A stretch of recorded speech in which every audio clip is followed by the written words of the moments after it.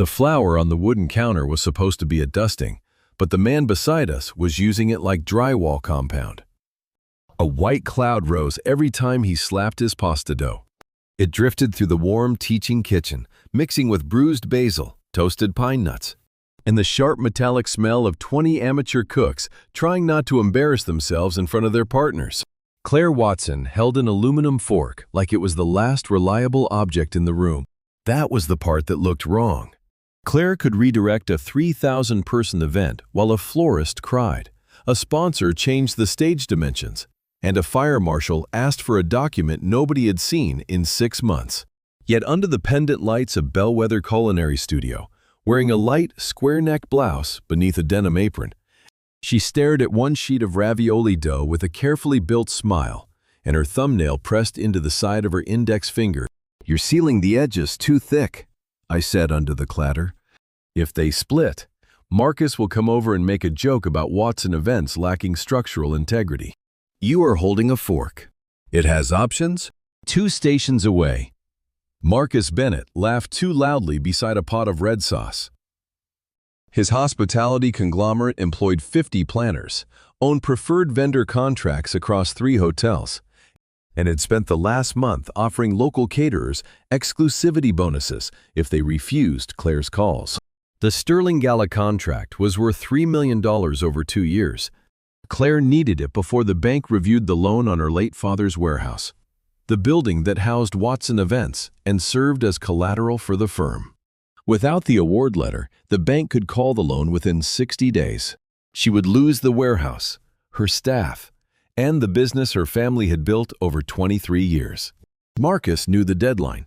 His method was simple: isolate her from culinary vendors, make her proposal look undercapitalized, then offer to acquire Watson events after the bank tightened the rope. My part had begun as paid consulting. Claire had hired me to build a viable culinary plan using independent restaurants Marcus had not locked into exclusivity. I owned Carter House, a small Michelin-starred restaurant with no investors and a staff I protected like family. Marcus's people had already approached 2 of my suppliers with contracts that punished them for servicing independent kitchens during major civic events. Helping Claire was not charity. If his model won, every restaurant without corporate backing would become a subcontractor on somebody else's terms. The fake relationship had a narrower purpose. Bellwether's couples class was also a private donor networking night for Sterling finalists and their proposed culinary partners. Julian Reed, the committee chair, would score the bid later using insurance, staffing, cost control, vendor capacity, and a live tasting. He did not care whether Claire had a boyfriend, but Marcus was watching every independent chef in the room until our conditional joint venture letter was filed.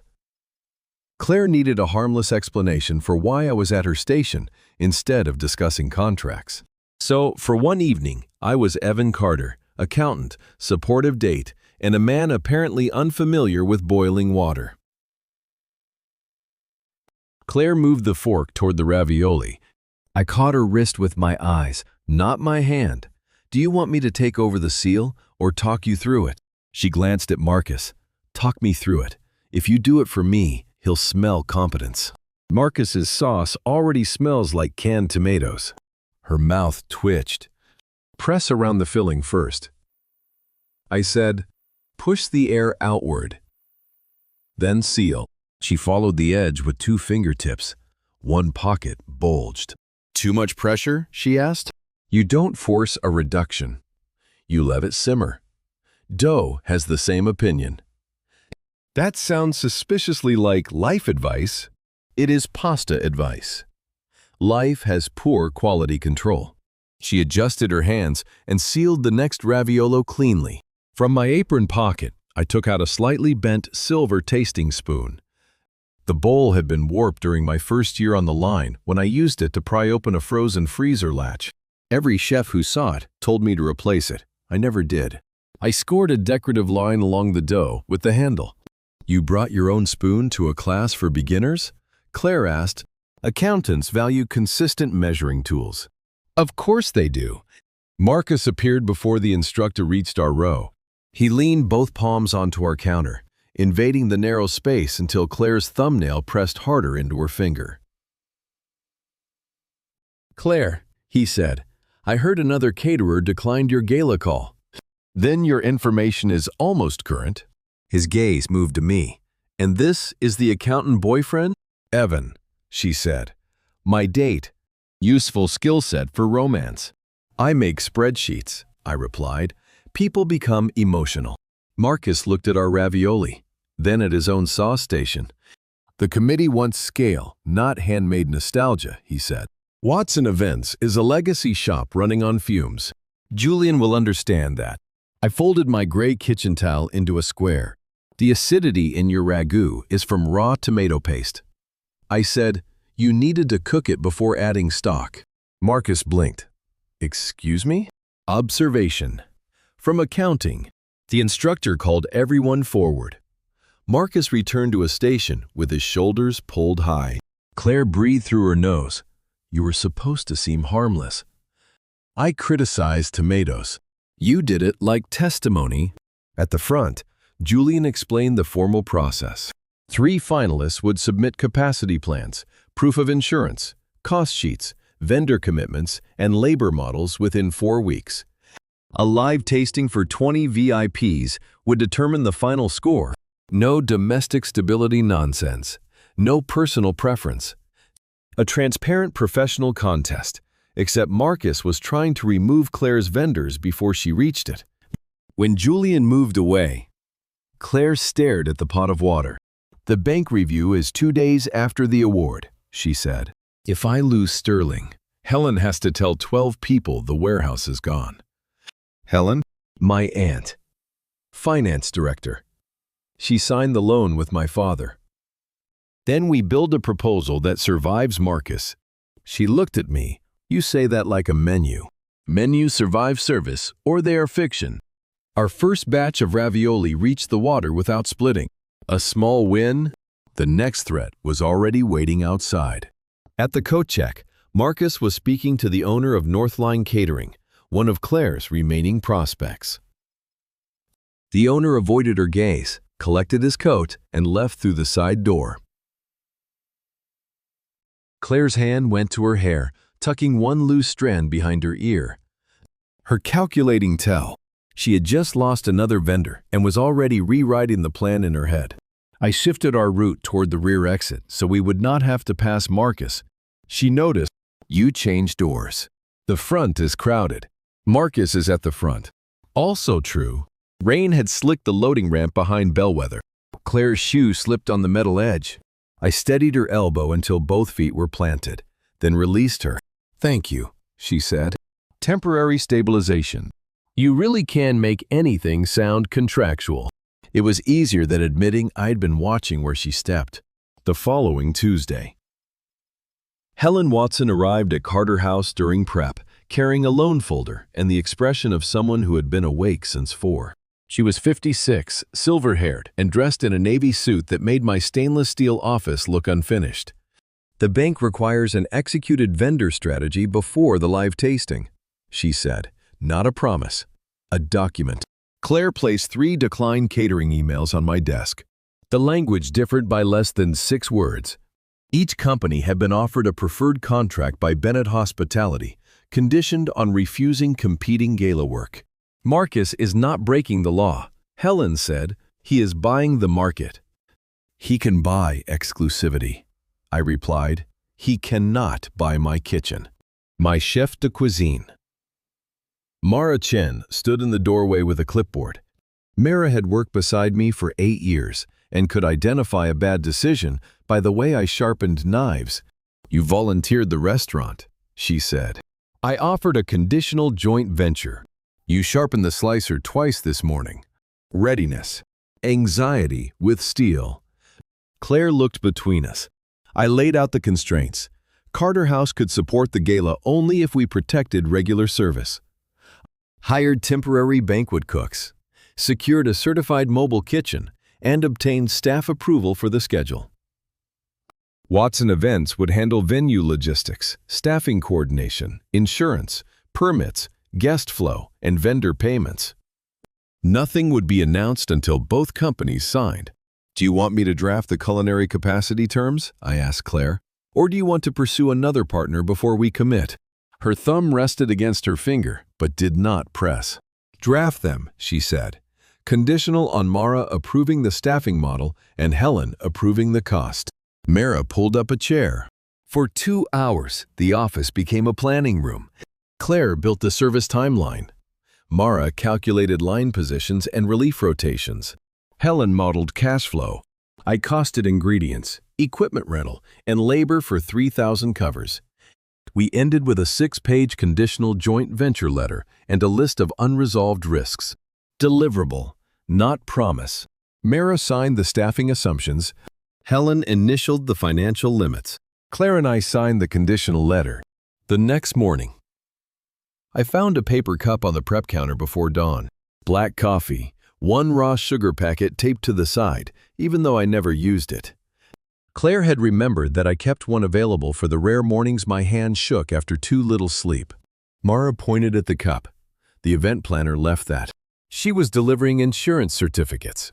She also moved your 9 o'clock fish meeting to the private dining room, so Marcus's procurement team wouldn't see the supplier. I looked at the schedule. Claire had protected the meeting without mentioning it. W3 lived there. Logistics as care. On Friday, we met Julian at the downtown farmers market. Claire needed 3 written vendor commitments by noon. Marcus had already persuaded one produce distributor to withdraw. The market smelled of damp wood crates, peaches, and coffee grounds. Claire moved from stall to stall with a folder pressed under one arm.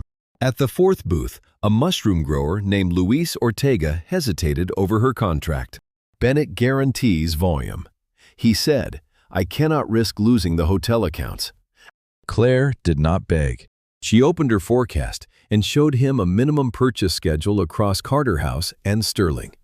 With payment terms Helen had backed. I explained the menu applications and seasonal substitutions.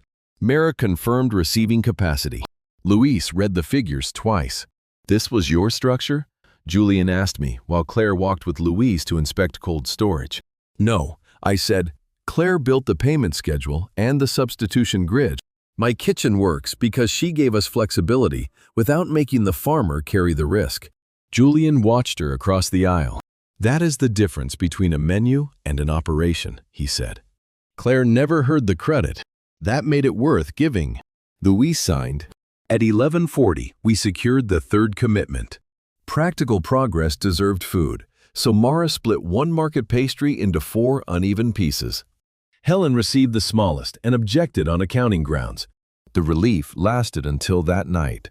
Claire called at 10:56. Marcus got 2 more caterers to withdraw. She said, our menu is strong, but my proposal still reads like a restaurant supporting a planner, not a scalable event operation. I was alone in the dining room, stacking the final chair. Do you want to keep working remotely? Or do you want to use my kitchen after close? A pause. Your kitchen, but only if Mara approves. Mara, still counting inventory, raised her thumb. Come over, I said. At 11:30, Claire entered the dark restaurant carrying her legal pad and 3 folders. I turned on the kitchen lights. Stainless steel brightened row by row. I put on my chef's coat and set 2 cutting boards on the island. What are we doing? She asked.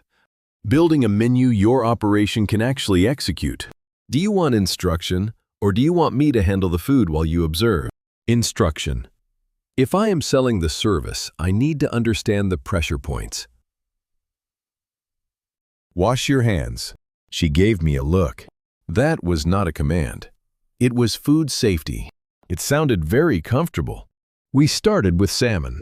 I showed her how to anchor the skin with a towel, angle the blade, and let its weight do the work.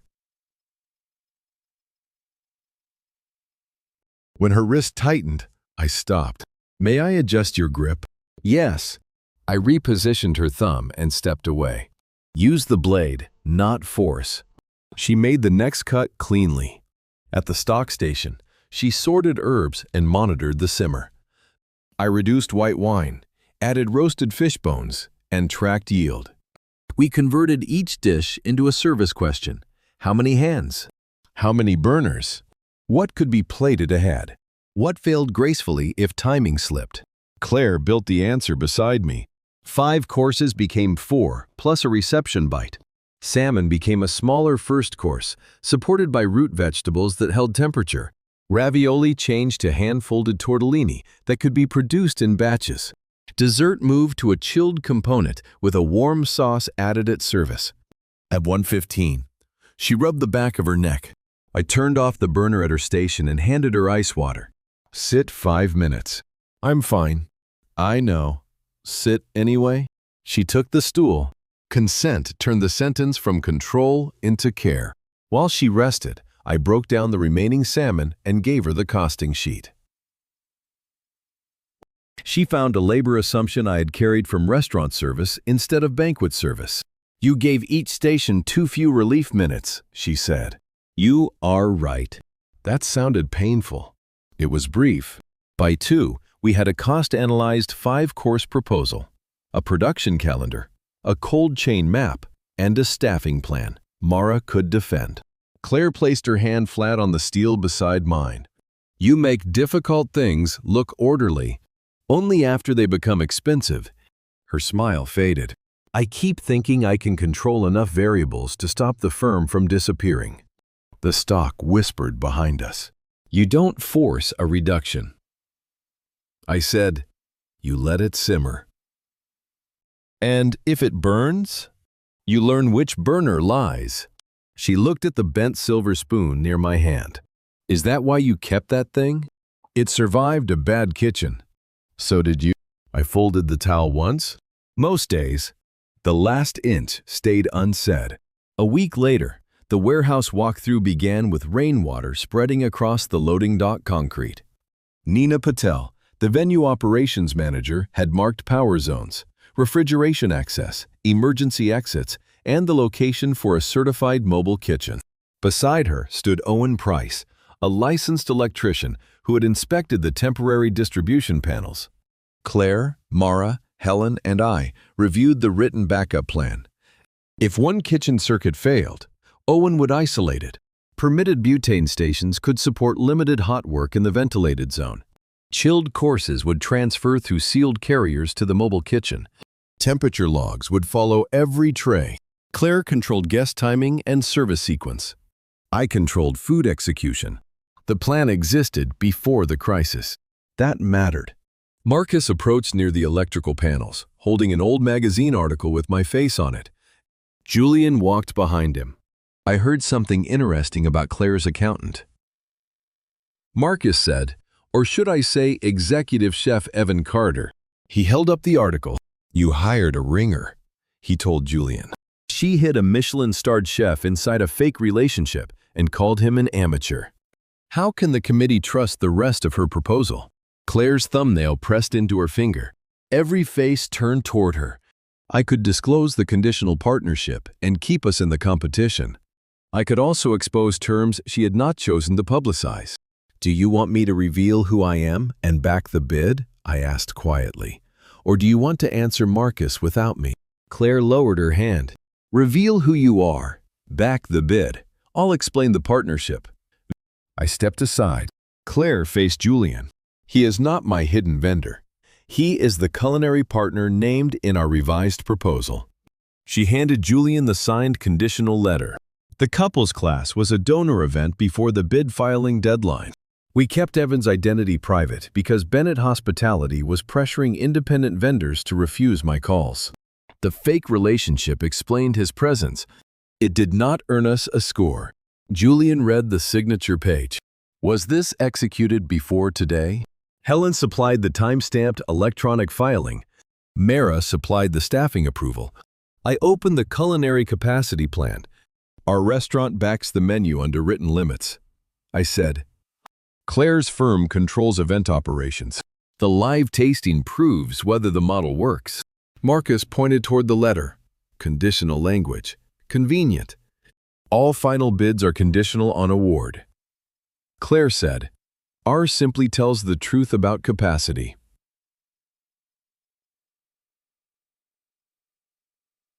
The warehouse went quiet, except for rain on the roof. Julian closed the folder.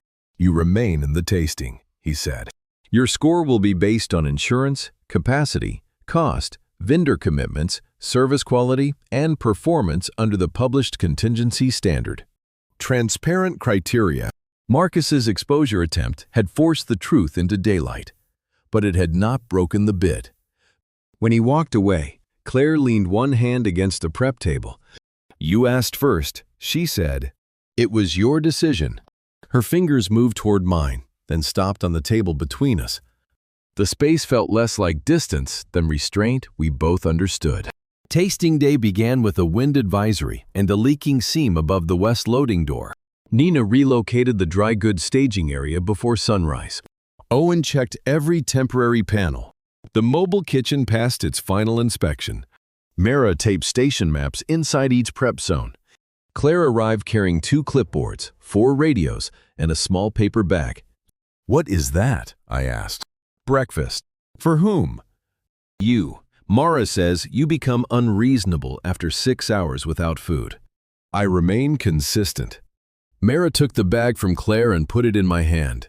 "Eat." The tasting would begin at 6. At 3, a delivery truck blocked Marcus's dock because his crew had ignored its assigned window. Claire rerouted our produce through the north corridor and moved my sauce station 12 feet so I would not have to cross his team during setup.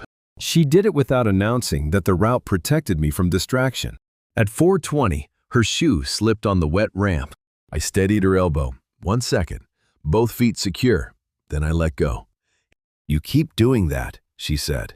Gravity remains active. At 5:10, Julian's 20 VIP guests began arriving.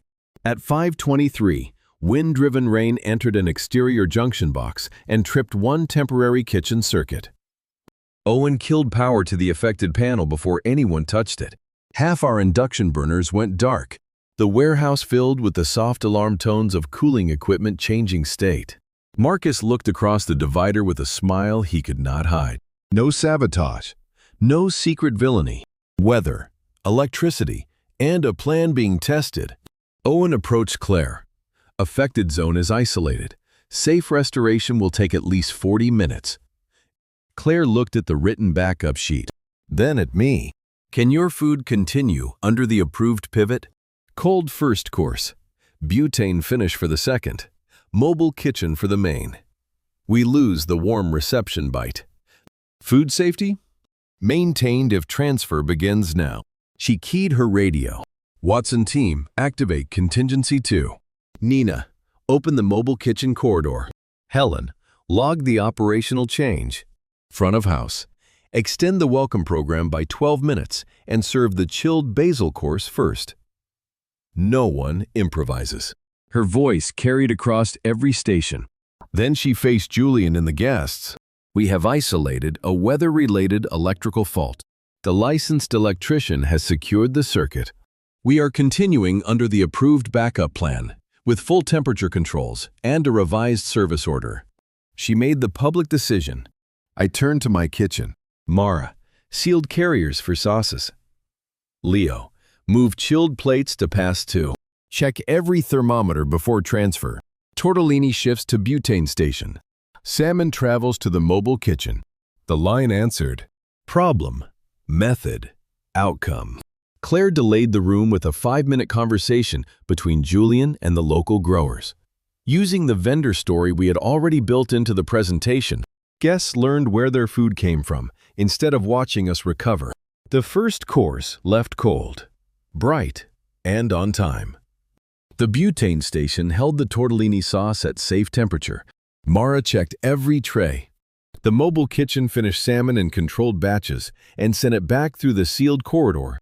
At course 3, one VIP disclosed a pine nut allergy that had not appeared on the intake form. Claire caught the updated card before it reached the wrong server. I replaced the pesto with toasted pumpkin seed and basil oil. Changed gloves, sanitized the plate zone, and signed the allergy log.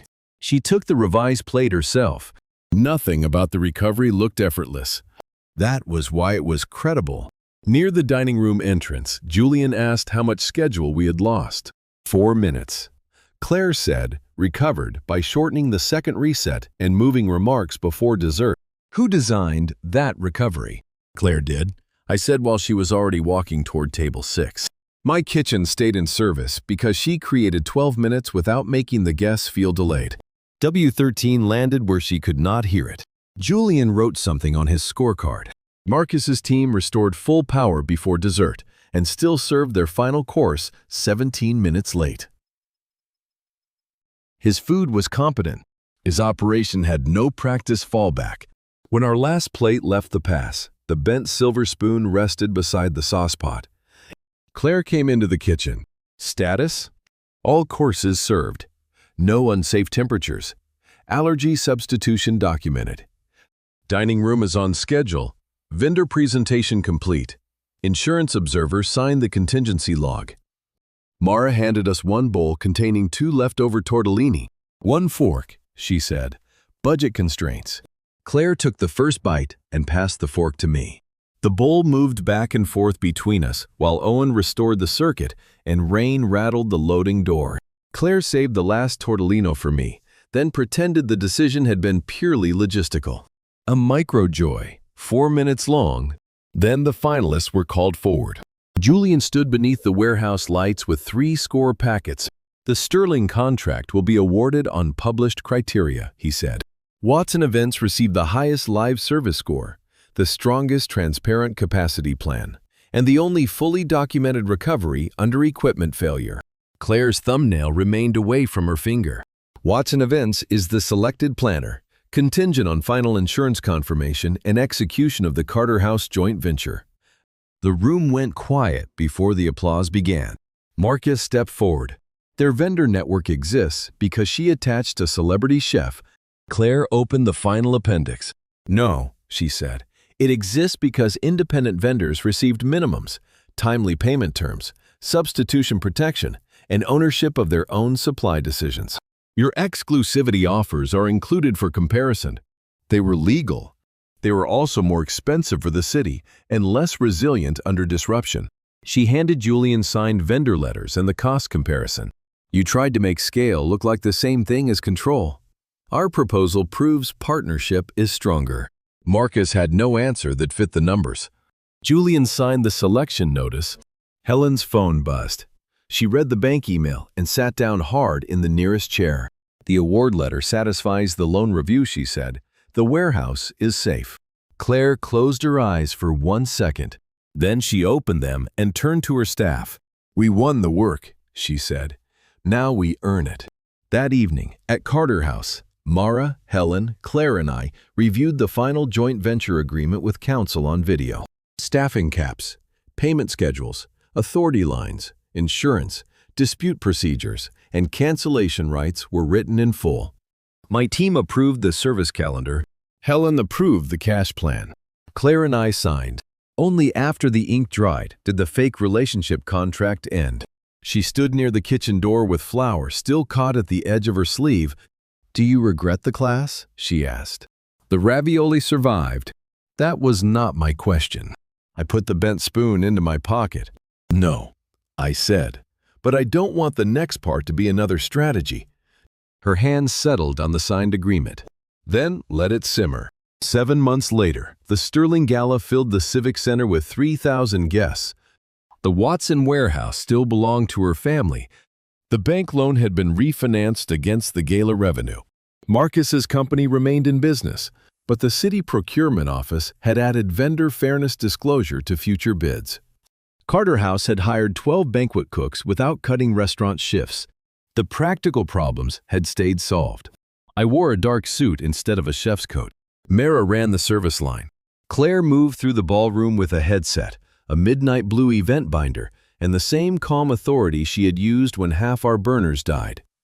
At table 12, a last-minute allergy substitution appeared. She reached the kitchen doors just as I handed a pumpkin seed plate to the server. Already handled. I said, "You are becoming useful. Temporary condition." A council member approached with 2 donors. "Ms. Watson," he said, "the evening is extraordinary. And this is?" Claire took my hand without hesitation. "This is Evan Carter, my partner. Business and personal. Public and chosen." Mara witnessed it from the pass. Helen saw it from the donor table. Claire's staff heard it through 3 nearby headsets and immediately pretended they had not.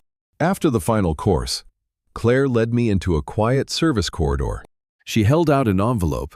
Inside was a voucher for the same couple's cooking class where we had started, valid for 1 private session. Beneath it lay a small brass key and a printed shared calendar showing 1 protected evening each week. No events, no restaurant meetings, no fake dates. "What is the key?" I asked. "My apartment. The calendar is the actual commitment." Efficient. I learned from an accountant. I turned the voucher over. A faint flower mark crossed one corner. "Come back to the couples class with me," she said. I looked at the date she had left blank. Why save it? Claire took the bent silver tasting spoon from her clutch and set it on top of the voucher. "Save this for our wedding." The corridor stayed quiet except for the distant clink of 3,000 dessert forks. I placed the key on our shared calendar and left the date blank. For once, I trusted the future to stay on low heat. The end. Closing thoughts.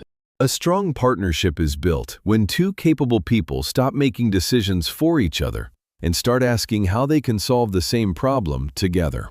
Have you ever trusted someone more because they gave you both support and room to choose? The green flag between Evan and Claire is consent joined with competence. He asks before stepping in. She leads the decisions that belong to her. Both share credit, and neither uses romance to replace professional proof. Healthy love strengthens agency and teamwork. Toxic passion relies on pressure, secrecy, or one-sided rescue. Please like and subscribe so we can share more stories like this.